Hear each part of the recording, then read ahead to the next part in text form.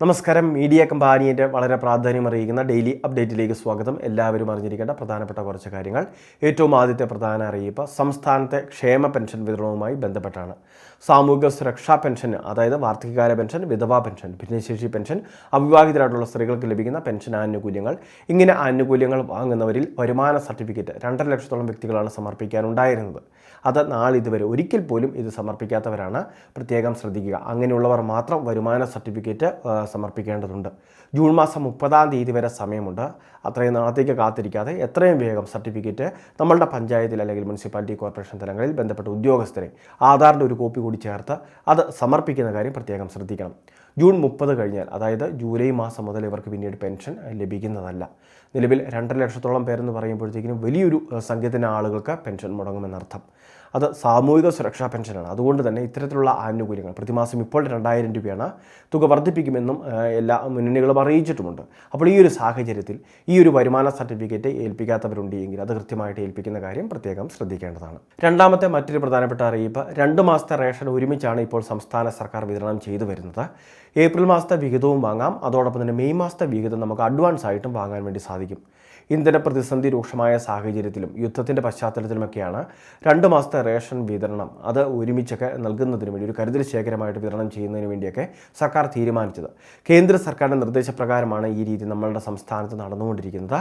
അതുകൊണ്ട് തന്നെ ഈ ഒരു മാസം നമുക്ക് 2 പ്രാവശ്യത്തെയും, അതായത് 2 ഗഡുക്കൾ, ഏപ്രിൽ മാസത്തെയും മെയ് മാസത്തെയും ഒരുമിച്ച് വേണ്ടവർക്ക് ആ രീതിയിൽ വാങ്ങാം. ഈ ആഴ്ച കൂടി കഴിഞ്ഞാൽ നമുക്ക് ഏപ്രിൽ മാസത്തെ വാങ്ങിയില്ല എങ്കിൽ അത് നഷ്ടമാകും. പിന്നീട് മെയ് മാസത്തെ സാധാരണഗതിയിൽ വാങ്ങുന്നത് പോലെ വാങ്ങാൻ സാധിക്കുന്നതുമാണ്. ഇനി ഈ മാസം നമ്മൾ വാങ്ങുകയാണ്, പക്ഷേ 2 പ്രാവശ്യമായിട്ട് മതി. ഏപ്രിലും മെയ് മാസത്തെ അടുത്ത മാസം നമ്മൾ വാങ്ങുന്ന രീതിയാണെങ്കിൽ ആ രീതിയിൽ നമുക്ക് വാങ്ങാം. അതായത് വാങ്ങുന്നവരുടെ, അതായത് ഗുണഭോക്താക്കളുടെ സൗകര്യപ്രദമായ രീതി അനുസരിച്ച് തന്നെ നമുക്ക് ഭക്ഷ്യവിഹിതങ്ങൾ വാങ്ങാനുള്ള അവസരമാണ് സർക്കാർ ഒരുക്കിയിട്ടുള്ളത്. പ്രത്യേകിച്ച് ഇത് 2 ഗഡുക്കൾ ഒരുമിച്ച് വാങ്ങുന്നതും നേട്ടം തന്നെയാണ്. മൂന്നാമത്തെ മറ്റൊരു പ്രധാനപ്പെട്ട അറിയിപ്പ്, നമ്മളുടെ സംസ്ഥാനത്തെ സ്ത്രീ സുരക്ഷാ വീട്ടമ്മ പെൻഷൻ പദ്ധതി ആനുകൂല്യ വിതരണം ഈ ആഴ്ച നടക്കുമെന്നുള്ള റിപ്പോർട്ടാണ് ഇപ്പോൾ വരുന്നത്. 25-ാം തീയതിക്ക് ശേഷമാണ് പെൻഷൻ വിതരണമൊക്കെ സാധാരണ നടക്കാറുള്ളത്. നമ്മളുടെ സംസ്ഥാനത്തെ ഈ സ്ത്രീ സുരക്ഷാ പെൻഷൻ്റെ ഏപ്രിൽ മാസത്തെ ഗഡു ഈ ആഴ്ച വിതരണം ചെയ്യുന്നതായിരിക്കും. 1000 രൂപയാണ് പ്രതിമാസ ധനസഹായമായിട്ട് വിതരണം ചെയ്യുന്നത്. നിലവിൽ ആക്റ്റീവായിട്ടുള്ള ഗുണഭോക്താക്കൾ ഒരു തടസ്സവും കൂടാതെ അവർക്ക് തുക ലഭ്യമാകും. ഇനി ആദ്യമായിട്ട് തുക കൈപ്പറ്റുന്നവരാണെങ്കിൽ സേവനയുടെ പെൻഷൻ വെബ്സൈറ്റിൽ നമ്മളുടെ ആധാർ നമ്പറൊക്കെ ഉപയോഗിച്ച്, അല്ലെങ്കിൽ പെൻഷൻ ഐഡിയോ ആപ്ലിക്കേഷൻ സ്മാർട്ടിൽ നമ്മൾ അപ്ലോഡ് ചെയ്ത ഫയൽ നമ്പർ ഉപയോഗിച്ചൊക്കെ നമുക്ക് സ്റ്റാറ്റസ് പരിശോധിക്കാൻ സാധിക്കുന്നതാണ്. സേവന എന്ന് പറയുന്ന പോർട്ടൽ വഴിയാണ് നമുക്ക് സ്റ്റാറ്റസ് പരിശോധിക്കാൻ സാധിക്കുന്നത്.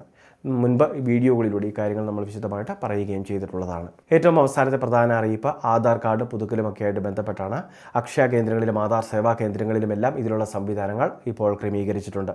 ഇതോടൊപ്പം തന്നെ ആക്റ്റീവായിട്ടുള്ള മൊബൈൽ നമ്പർ ചേർക്കുക, ഫോട്ടോ, അതായത് നമ്മളുടെ ഫോട്ടോ അപ്ഡേഷൻ ചെയ്യേണ്ടവരൊക്കെ അതൊന്ന് അപ്ഡേഷൻ ചെയ്യുന്ന കാര്യങ്ങൾ ഇവയെല്ലാം തന്നെ കൃത്യമായിട്ട് ശ്രദ്ധിക്കേണ്ടതുമാണ്.